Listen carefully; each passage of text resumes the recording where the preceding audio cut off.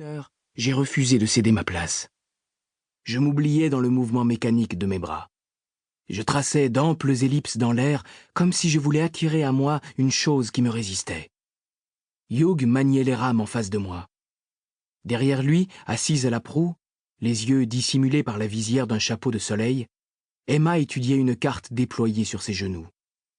De temps à autre, elle levait le nez pour scruter l'horizon, et le simple fait de voir son visage baigné de soleil me donnait un regain d'énergie.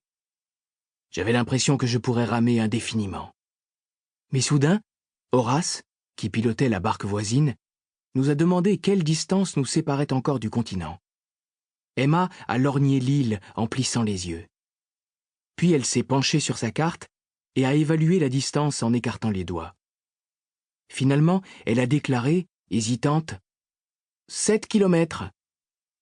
Millard, qui était dans notre barque, lui a glissé quelques mots à l'oreille avant de faire pivoter la carte. Emma a froncé les sourcils, recommencé l'opération et rectifié. « En fait, non.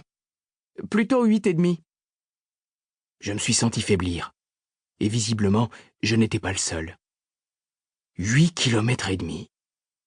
Ce trajet aurait pris 1 heure avec le ferry qui m'avait largué à Cairnholm, l'estomac en vrac, quelques semaines plus tôt. N'importe quel bateau à moteur aurait couvert cette distance en un rien de temps. Mais nous étions en 1940, et le ferry n'entamerait ses navettes entre l'île et le continent que 30 ans plus tard. Mes oncles, pourtant en piètre condition physique, couraient 10 kilomètres à pied certains week-ends pour des galas de charité. Quant à ma mère, elle se vantait de parcourir virtuellement la même distance pendant un cours de rameur, dans sa salle de gym branchée. Sauf que les appareils de musculation n'étaient pas chargés de passagers et de bagages. Pour couronner le tout, l'étendue d'eau que nous traversions était dangereuse, réputée pour ses naufrages. 8 kilomètres et demi de mer capricieuse, changeante, dont les fonds étaient encombrés d'épaves et d'ossements de marins. Sans oublier nos ennemis qui rôdaient quelque part dans les profondeurs. Ceux d'entre nous qui s'en inquiétaient pensaient que les estres étaient dans les parages, probablement dans le sous-marin allemand, et qu'ils attendaient leur heure. S'ils ne savaient pas encore que nous avions quitté l'île, ils ne tarderaient pas à le découvrir. Avec le mal qu'il s'était donné pour enlever Miss Peregrine, il n'allait sûrement pas renoncer au premier échec. Les vaisseaux de guerre qui progressaient lentement au loin, semblables à des mille-pattes, et les avions britanniques qui montaient la garde au-dessus de nos têtes, devaient dissuader les sous-marins de faire surface en plein jour. Mais dès la nuit tombée, nous deviendrions des proies faciles. Ils nous attaqueraient, captureraient Miss Peregrine et se débarrasseraient des autres. Aussi continuait-on à pagayer, dans l'espoir d'atteindre le continent avant la nuit. Nous avons ramé jusqu'à ce que nos bras douloureux et nos épaules meurtries refusent de nous obéir. Jusqu'à ce que la brise du matin retombe et que le soleil darde sur nous des rayons si brûlants qu'ils semblaient concentrés par une loupe. La sueur trempait nos cols. J'ai réalisé que personne n'avait songé à emporter d'eau douce, et aussi qu'en 1940, l'écran solaire n'existait pas. Pour se protéger des coups de soleil, on se mettait à l'ombre, voilà tout.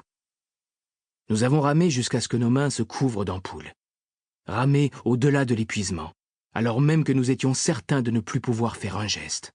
« Tu sues à grosses gouttes » m'a dit Emma. « Passe-moi les rames avant de fondre complètement. » Sa voix m'a arraché à mon état d'hébétude.